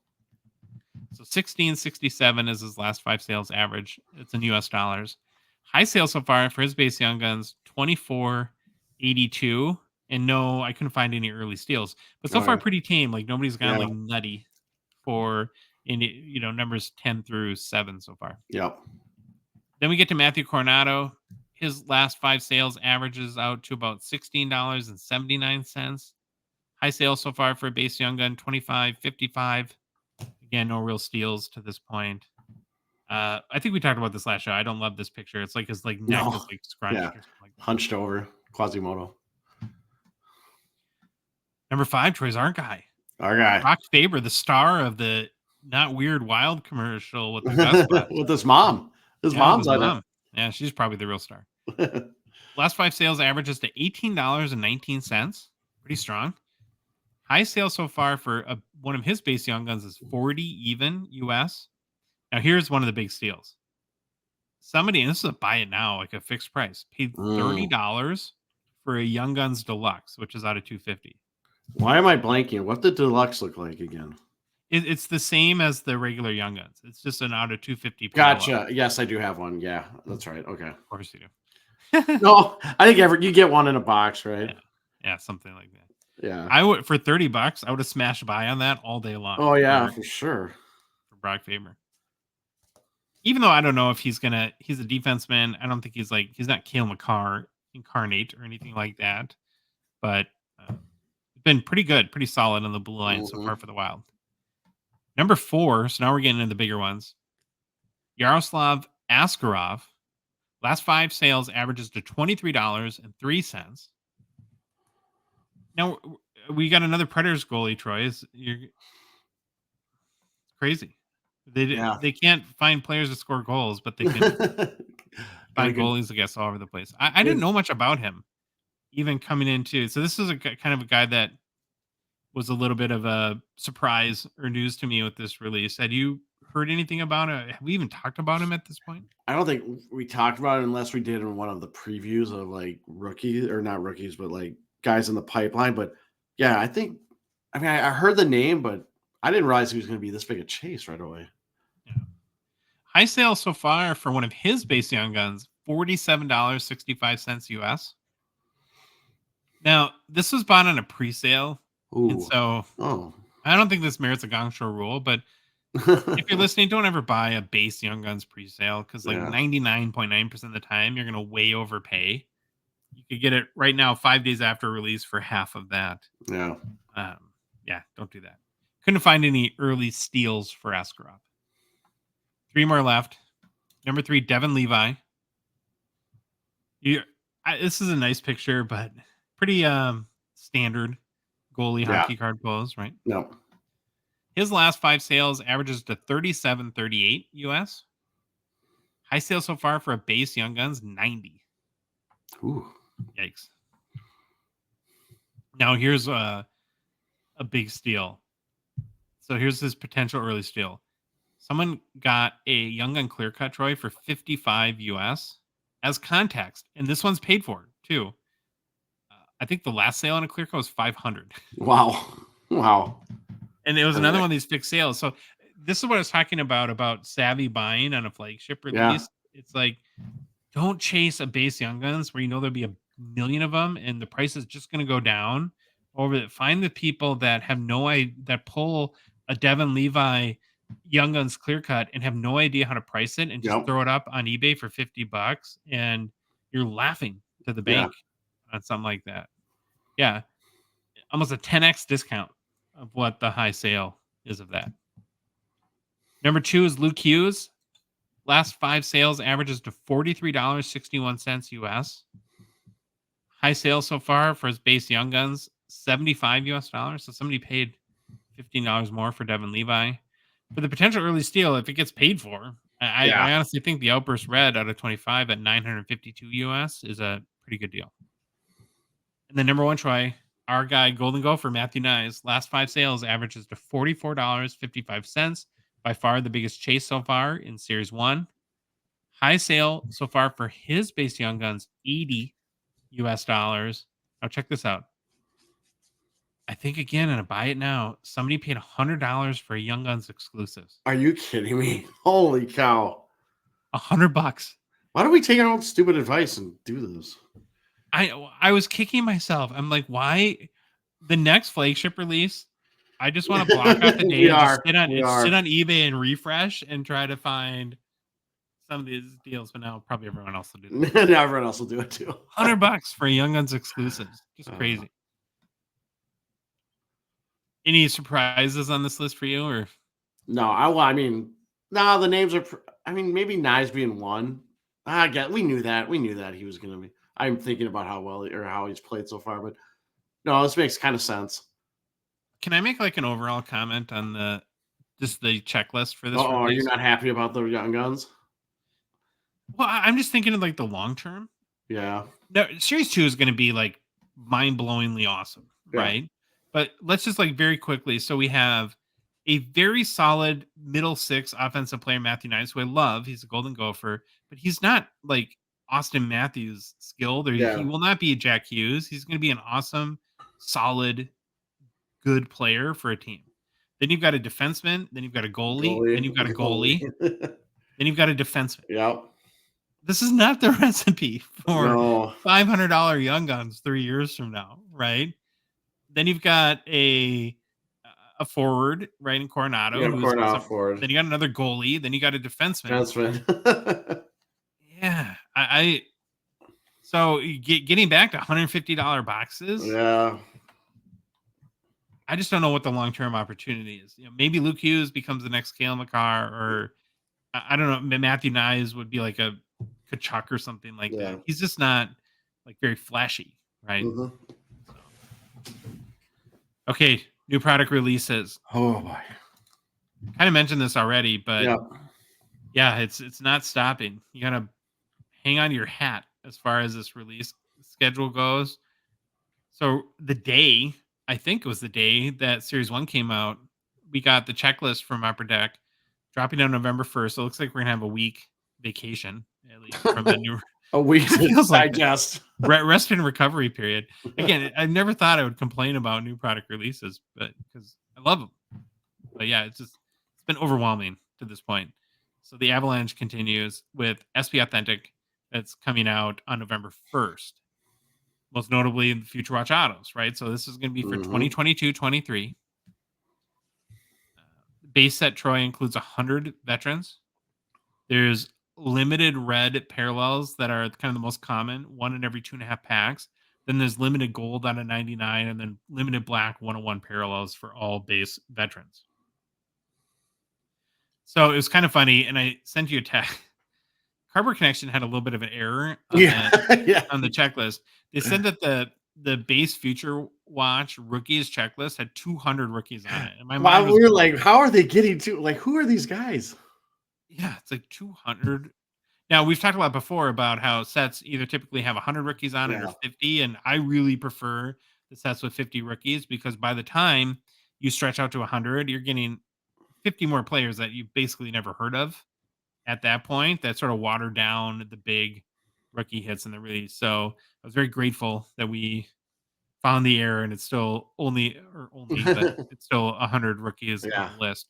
And especially too, because as we know, the 2022-23 class is kind of mediocre to begin with. I mean, we sort of mentioned in reference on the struggle bus in week 1 to Beniers, but I didn't even look, and I didn't want to put him on the struggle bus because of that reference. But I don't think he's still picked things up too much this year. So and Reichel is struggling. Boldy's hurt. Now Kent Johnson looks pretty good. Yeah, he was pretty good against the Wild the other night. But yeah, so I mean, there's just a handful of bigger names like Beniers, Slavkovsky, Shane Wright, Lucas Reichel, Boldy, Owen Power, Johnson, and maybe 10 other decent names. So you're going to have about a 40% chance of pulling a player you're not super excited about for your Future Watch Auto, and maybe a 40% chance of a player you've never heard of. But that's sort of how these releases go, and they're typically 100 releases in SP Authentic. 69 of those rookies will have inscribed parallels for the Future Watch Auto. Then, of course, it's the first 50. It has their NHL debut date is described. I do like the design, though, of the Future Watch Autos this year, Troy. What do you think? There's less white. They're typically whiter, and so this has a little bit more like slaty or gray kind of feel to it. But is this okay? I got a question. So is this date down here the inscribed version? Because that doesn't look like it was written. Do you see that on the bottom right here? It says 10/12/22. Or is this all Future Watch Autos are going to have that date? And then if it's inscribed? I don't know. I don't know either. We'll have to check on what we've seen with is sometimes the images that initially appear on the sell sheet are not what's printed. But yeah, it's a great question. There's also unsigned Future Watch cards. They might have had those before, but I thought those were more in retail, but in hobby this year. So, because SP is the retail product, where SP Authentic is the hobby product. So there's a limited red again, which is 1 in every 2.5 packs. Limited blue, like if you're watching on YouTube, is what we're showing on the screen right now. So they're actually kind of cool looking. I mean, I would want an auto for sure. I would not want this in place of an auto. but I do like the design. There's limited green out of 199, limited gold out of 99, and then there's a 101 limited black parallel here. Per usual, there's Future Watch Auto retros. So I think there's 2 retro sets. One of them is based on 2002, 2003 designs that has 60 players on the checklist. Those cards are out of either 99 or 399. And then there's another retro set, Troy, based on 2012, 2013 designs that has 71 players on the checklist that are numbered to 199 or out of 699. Do you like retros? Like, so if you get a box and you have a retro as opposed to kind of the base set Future Watch Auto, are you disappointed by that, or No, I'm not. I don't mind the retros. okay? Of course, there's flops. Big word to say. Future Watch Auto patch, 58 rookies on that. Per usual, they're out of 100. So again, big fan of the designs Yeah, on I these. like these designs. These look nice. Yeah. You see how they use like an image for the patch in there? Oh yeah, I yeah, just yeah. You noticed can that tell. the other day. If you're watching on YouTube, you can see it. Yeah, that is an image. There's also a retro flops in the 2012, 2013 design. 21 players on those on that checklist, numbered to 25, 50, or 100. And then, of course, there's other auto products in SP Authentic. Sign of the Times. Most people are aware of that. Kind of a staple of SP Authentic. Includes veterans and legends, as well as 18 rookies, kind of the bigger name guys. Then they have the Sign of the Times multiple auto cards. So there's a Sign of the Times 3, 4, 6, and 8. One note on all those is those are stickers. The rest, I guess, are hard signed. Okay. How do you feel about that? Do you? I mean, I totally get the logistics of Yeah. it to send one card to 8 people and not have it be totally destroyed. Yep. But there is something though about like when you see like the hard signed Gordie Howe, Wayne Gretzky, Bobby Orr card or something like that, to know that all 3 of those players touch that card is pretty awesome. Agree. I would, obviously, like everyone else, I'd rather have it hard signed, but I get it. I don't like it, but I get it. Then looking at inserts for SP Authentic, there's a new one called Collaborations. It's 1 out of every 5 packs. I think it features 25 team pairings on there. Kind of cool. Mm-hmm. Pageantry is back. Pageantry had like a wild design last year. Yeah, it did. It seems a little more tame this year. So it's in 1 of every 2 packs. There's a new red parallel, which is what we're showing on YouTube of our struggle bus guy, Ovi Ovechkin. That's 1 in out of 10 packs. And then, of course, kind of finishing out the card designs, another big part component of SP Authentic is the bounty program.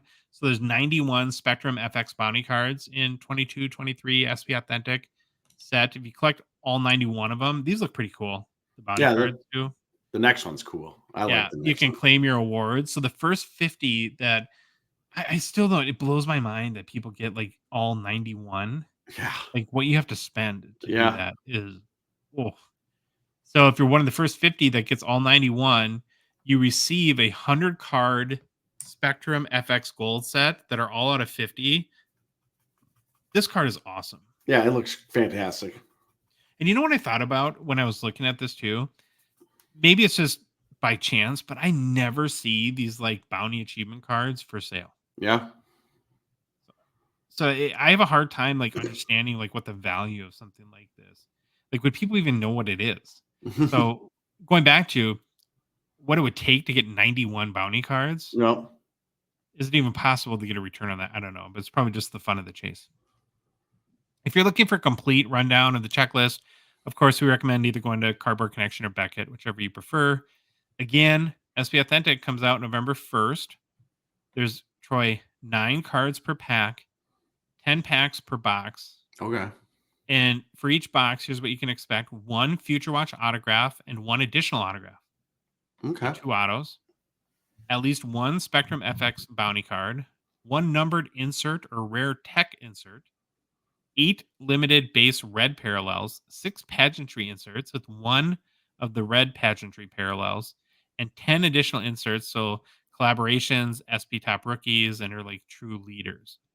Presale prices: David Adams is right now 180 US. Canada Klaus and Chara is like 260 Canadian, which converts about 190 US. So basically, we're at the point where it's about half of a flagship. Yep. for SPF. I'm telling you, I hope this thing doesn't sell one bit, and I walk into that Toronto Expo, and these dealers are like, I got to get rid of this stuff, and I'm gonna sit there and snatch it all up for cheap. Oh, we're living in bizarro world where SP Authentic is way less than flagship. Yep. Yeah, I yeah. Who knows? Yeah, well, gosh, Series One's 150 and this is 180. So it'll be really interested to see how it sells. Are you?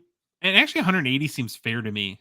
Of course, I'd like to get wax as cheap as possible, but even if we were not in this sort of bizarro world metaverse kind of matrix stage of hockey wax, um, I don't know. Do you remember what it was last year? Maybe like 160 or 180 or same price maybe even, or was it 200 even? 250 2 years ago. I can't for the life of me remember. I could look at my site that I showed everyone, Waxstat, and probably figure it out. Yeah. Are you? Do you see yourself buying any of this If particular it, if product? it not at release price, if it goes down, I will. All right, we need to make a quick mention for Gongshow partner PWCC. I want to say thank you to them for their support of our show. The current PWCC weekly auction is live, ends this upcoming Sunday evening. Head to pwccmarketplace.com to check out the almost 300 hockey cards in this week's auction and place some bids. It's really heating up last few weeks now that the season has started. There's some awesome vintage hockey cards, especially in this week's auction. If you haven't checked out also the weekly YouTube show that I do with Jeremy Lee and Troy, just what do you do? You're big fun of us in the chat, but I um, just chime in with random stuff. chime in That and random half stuff. the time Jeremy reads it, half the time he's like, Yeah. "Oh, that's Troy again." Just let that one slide. So we always cover the key hockey cards closing in the weekly auction. It starts at 8:30 Central, again on Jeremy's YouTube channel, Sports Cards Live. You learn a ton about hockey cards from Jeremy, and I make random comments, just like before. So, and then of course on Thursday's show, Troy and I are going to pick out our favorite vintage and modern cards in the current PWCC weekly auction to highlight them and learn more about. So again, head to pwccmarketplace.com, find your favorites, place some bids. Also, their fixed price marketplace has almost 5,000 hockey cards. Yep. Mailbag time. Good questions this week. Excited to get into them. Some long ones though. Gosh, you guys like test our. Oh. Oh, Feel like you just I get nervous because I cropped them. Yeah, you crop them. I'm like panicking, like looking. Did I not get the right slide? some of my crop. Sorry about that. First question from Discord Braun. I think this was a holdover from last week that we. Yeah, that we missed. Sorry, Braun. In the past, many hockey card collectors or investors would buy wax from Series 1, Series 2 with big rookie years like McDavid, Crosby, Matthews, etc., and stock it away.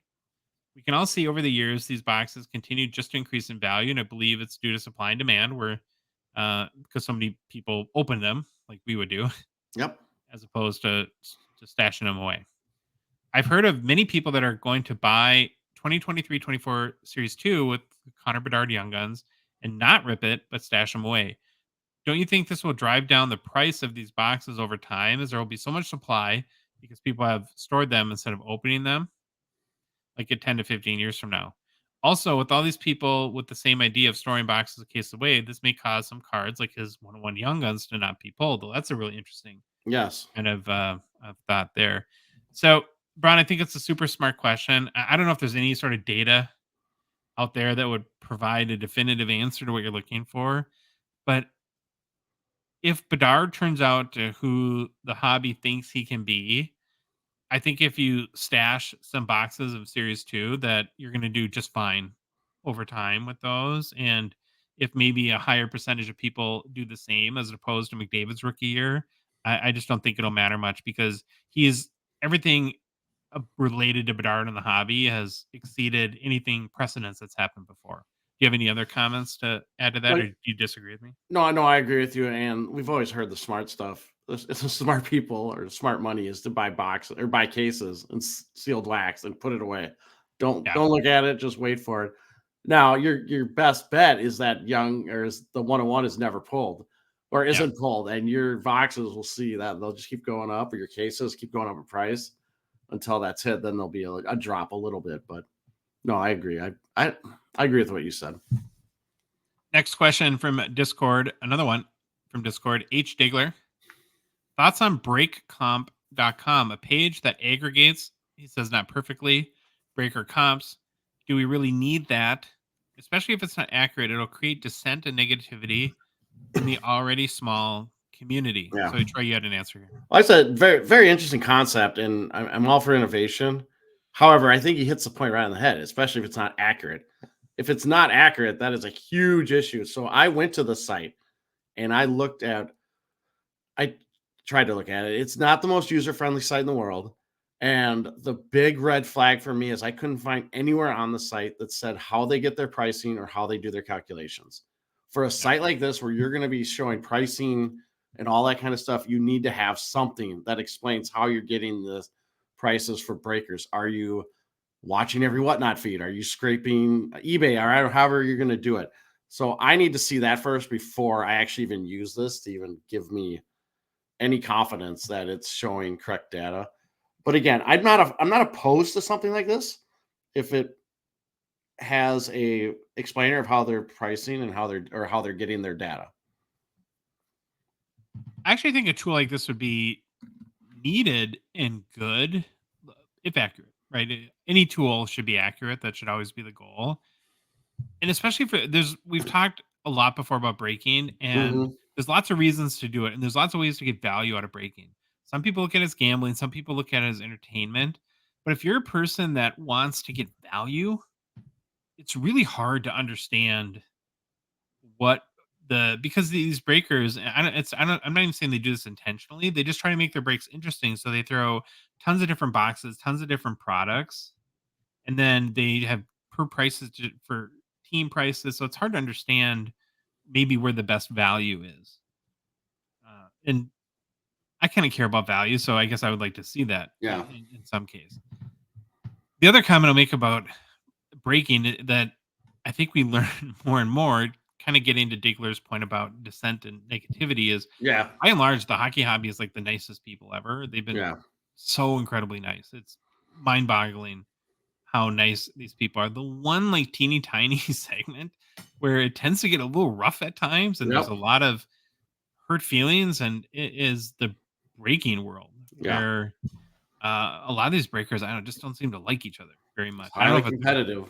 yeah, very, very competitive. That's probably it. And so I can see maybe Digler, the issue around that is a way to maybe create more divide because, hopefully there's enough of the people to go around and the hobby's growing where I'd love to see breakers appreciate each other more.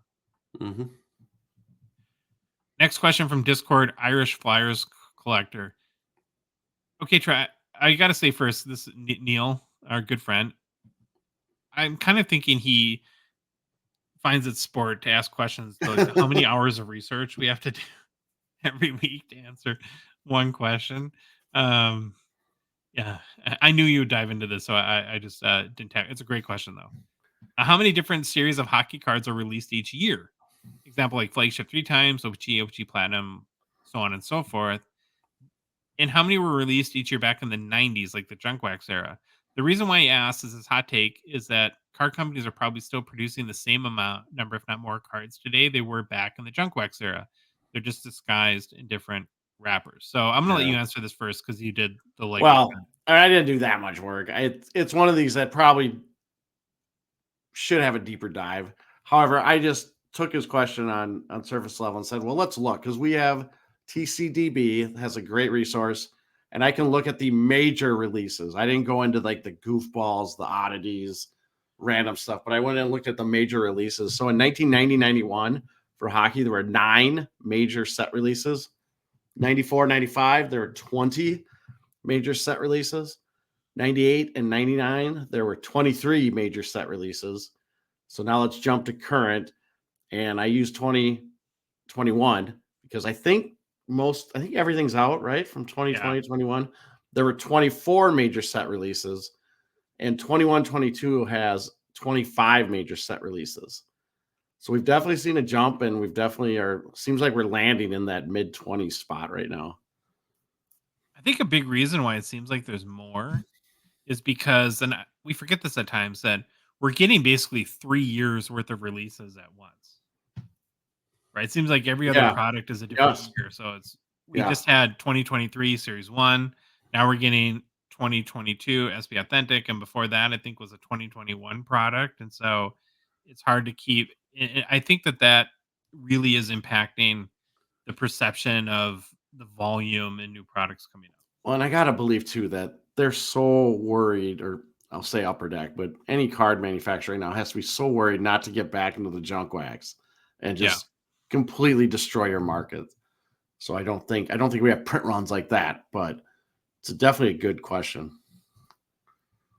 I think hindsight being 2020, the smarter thing to do might have been to do what they did with Ice this year. I know you hate the logo, but do like single packs, hmm basically combined releases, Yeah. like they're doing with Clear Cut. So you like with Ice, if you recall, it was 2021 Ice that had a 2020 bonus pack because they didn't get the release Yes. out in Yep. 2020. And it would have cut down the releases. You still would have had the chance to get the rookie cards for the key players that everyone's going to care about for the year that's being combined. And you're not just being overwhelmed. Now, for set collectors, that might not work. hmm But yeah, I don't know. All right, next question, Discord Braun. If money was no object, what 2 vintage hockey cards would you purchase, excluding Gretzky? All right, Troy, you can go first. High grade Gordie Howe 51 Parkhurst, 78 OPG Mike Bossy, rookie, highest grade I could find. I try to get a Guy Lafleur rookie PSA 10. And then probably, well, you said money's no object. So there's a 1966 Topps Bobby Orr BVG 10 pristine that I would like as well. But I know you put Gordie Howe 51 Parkey on there. It was hard for me to leave that one off.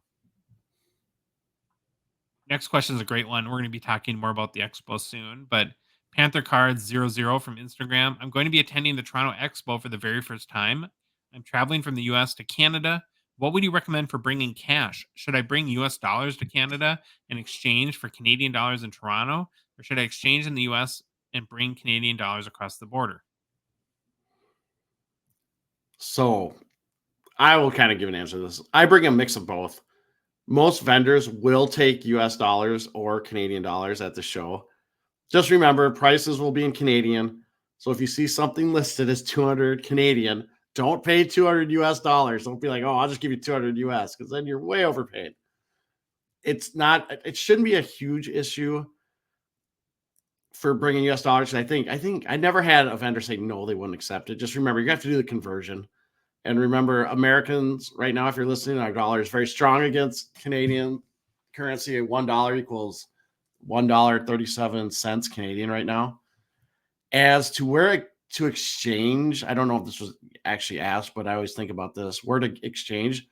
I always use my bank because they give me the best exchange rates.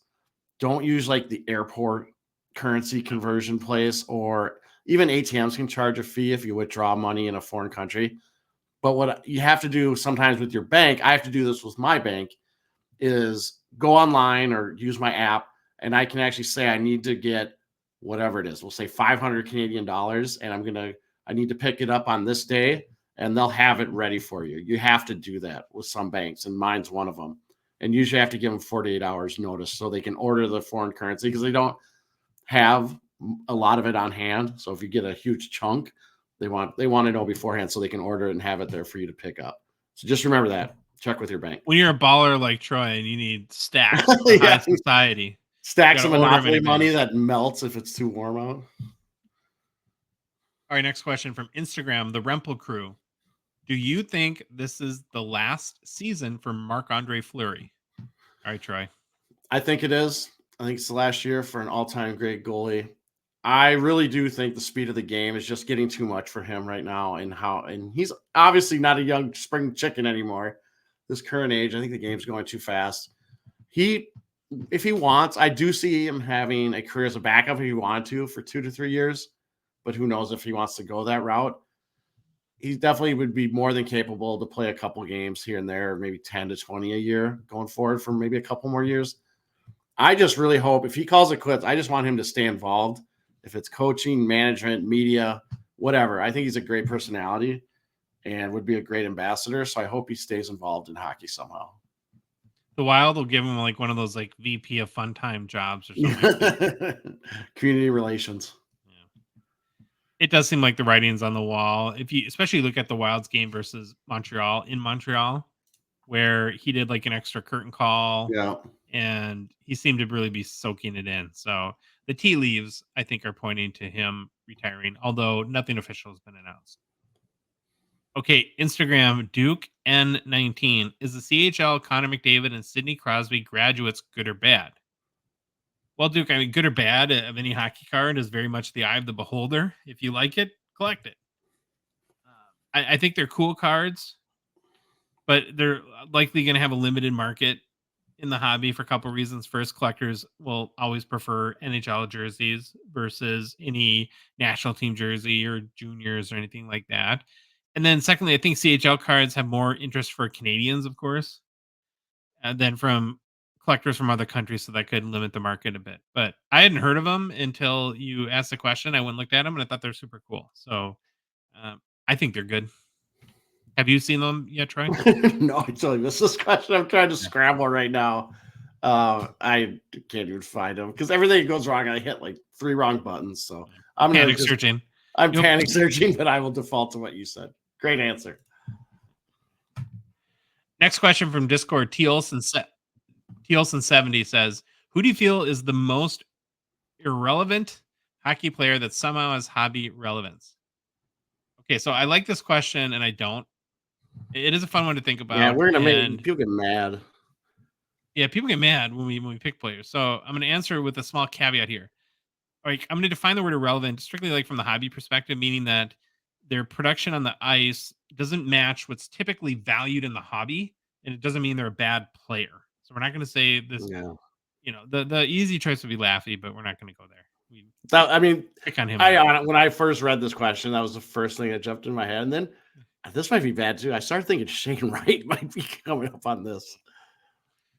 Yeah, it's like just hey Josh, can you bash on Laffy? Right? What this question said.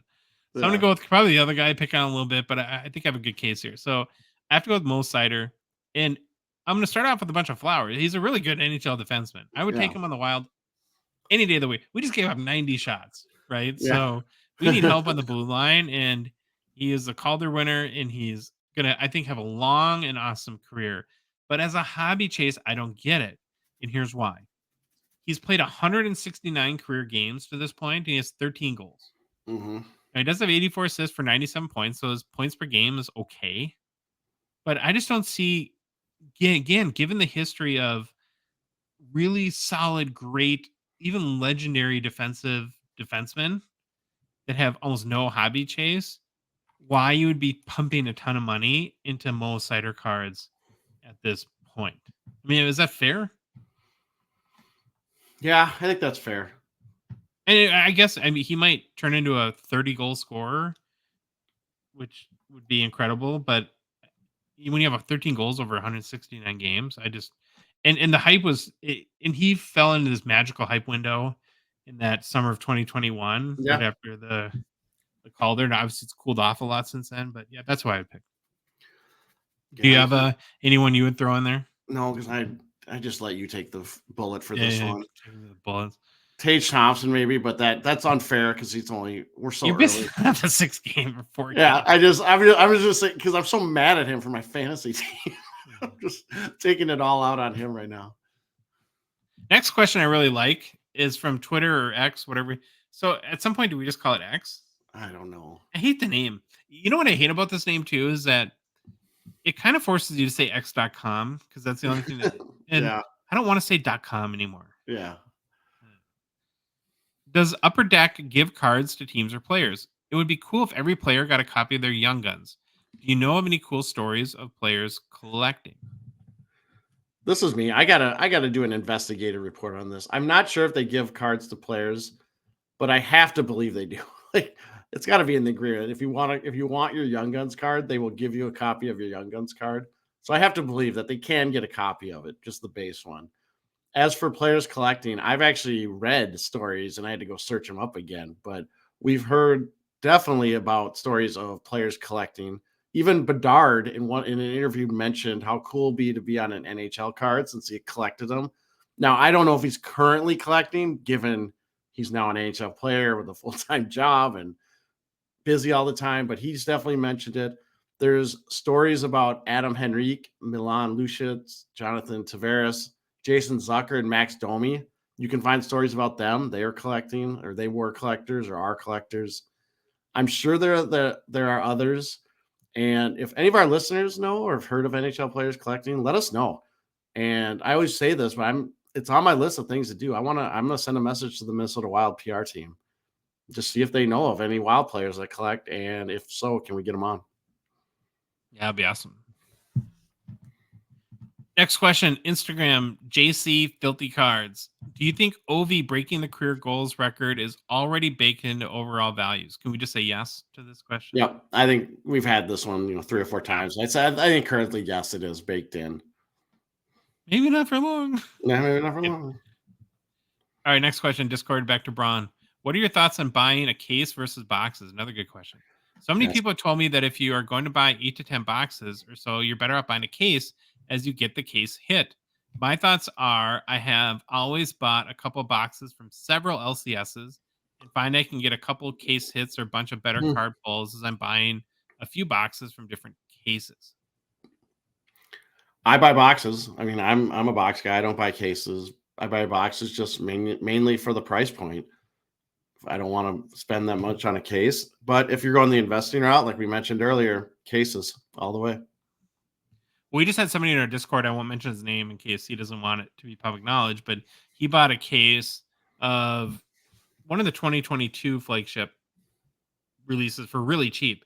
And he's a Ottawa guy and likes Jake Sanderson. And the whole point of buying a case of flagship is that you should, in theory, get every Young Guns, at least in the case. And then the guy who's chasing, he didn't get in the whole case. Now, again, I don't think it's a guarantee that Upper Deck says. It's like kind of like their goal. Yeah, it's a goal. So yeah, I don't know if there's any guarantees either way. Probably the safer bet is to buy the case, but I would probably, Braun, do more your theory and try to roll the dice a little bit and see if I can get the 1 or 2 big boxes from multiple cases.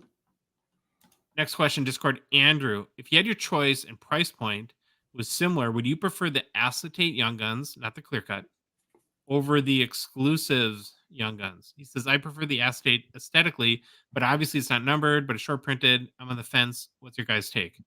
So for my personal collecting taste, I would much rather have the Young Guns acetates. They're just beautiful cards. I really love the foiling on that thicker acetate stock. Again, they're different than Young Guns clear cuts. These are short printed that are typically found in SP Authentic, and then now in Extended. They were in last year. Yep. You're right. And of course, they're not numbered, but they're very much short printed. It's not like the Bedard Easter egg. They're not everywhere. They're very hard to find. The only, I guess, what I call small drawback, in my opinion, on the Young Guns acetates is I would call the general hobby awareness. We see a ton of confusion between these and clear cuts. So, but for my personal taste, I would prefer an Young Guns acetate over an exclusives. I'm with you. I think I'm on the acetate side. All right, last question again from Twitter X, Whales of the Hobby. He says, is it time for some of these new numbered hits in flagship become available in retail similar to baseball flagship releases? At least put something in retail to chase. So I agree, Whales, with putting more chases in retail. Yes. I don't like watering down hobby to do that, though. I would love for Upper Deck to put original kind of specific cards into retail that are spendier probably to make, but just that the hobby would find awesome because it would be fun to chase both. Frankly, I almost think they should be, from like an inserts perspective or hits perspective, be treated separately. Agree 100%. I would love to put exclusive chases, big chases, in a retail product. Thank you to everybody for your mailbag questions. Great questions. Can't wait to answer more on next Monday's show. All right, Troy, we're going to end the show like we always do, personal pickups. What's your report? Nothing. Boom. You're I don't know when you sleep at this point, so I'm nothing. I know. Just and high school hockey starts in a week. That's fun. So 3 weeks till the Troy nervous breakdown? Is that the do we need to start a pool in I'm Discord? gonna get it cut out and like hopefully just put it in front of the camera and that you don't notice that I'm not A there. AI Troy, is that coming soon? Yeah, weekend at Bernie's. Well, we didn't blank for the show. I do have a personal pickup. Mhm. So I'm a sucker. About 2 packs of the Connor Bedard Tops Now There you go. stickers from his NHL debut, or debut, as the kids say, on the Yep. Tops website. If you're not familiar with these Tops Now stickers, so it's Tops on-demand product that are licensed because they're stickers and not cards, that they sell, and they do like weekly runs or sales runs, Yep. and so the print run is dependent on how many buy that week. I haven't seen the print run yet for these. I'm sure it's going to be like 11 million, but I don't know. I just thought it was I didn't get a Bedard Easter egg, but I got a Bedard sticker, and they're pretty cheap. I think you get like with $2 each or something like that Yeah. is what they like, 5 for $10. And then they do have some, you can get parallels that are numbered. As I think like out of 10, there might be a 101 or something like that too. I bought a fair amount of Tops Now stickers and never got a parallel, so I'm not expecting one here. But Do like I you said, want to know the print run? can I guess? Yeah. 60,000. Nope. Do you Am want I me to give higher? you? Am I higher or low? You're way too high. Oh, good. I think I'm gonna say 12,000. Actually, I was gonna say split your first one right in half, and you're super close. 25 grand. 25,000. 29,357. That's not terrible. No. I think like like Wander Franco, like Tops Now cards in the cards, but I have one. that was like 60 some thousand or Oh, something. it was ridiculous. Crazy. Okay, I'll actually take 29,000. Yeah. It's not small by any stretch, but yeah. Well, probably a fifth of how many Young Guns we'll have. So Yeah, some of these Tops Now stickers, like there's one of the awards. like award winners 50. for 59. I There you saw go. that. Oh, anyway. All right. That's our show for this Monday. If you like the episode, please leave a rating review on Apple, Spotify, whatever podcast app you listen to us on. If you love the show and want to see real Troy and not AI Troy when high school hockey season commences, and want to chat with real Troy on the Hockey Cards Discord server, Hockey Cards Gongshow Discord server, please consider $5 a month donation. Join our $1.99 support level tier on Patreon. The link is in our show description, whether it be on a whatever podcast app you listen to us on, or in YouTube description as well. You can go to our website and search for Hockey Cards Gongshow. No, you go to our website and find the Become a Patron link. You can go to the Patreon website, Patreon, and search for Hockey Cards Gongshow. Or in our Instagram and TikTok, it's in our profile and our link tree there. We're on social media. So, hey, follow us on Instagram, Facebook, TikTok, Twitter, and YouTube, and Troy. The Hockey Cards Gong Show podcast is a production of Dogbox Ventures, LLC. Have an awesome start to your week. I'm sure a million crazy things will happen in the hobby between now and Thursday, and we can't wait to chat with you about it then.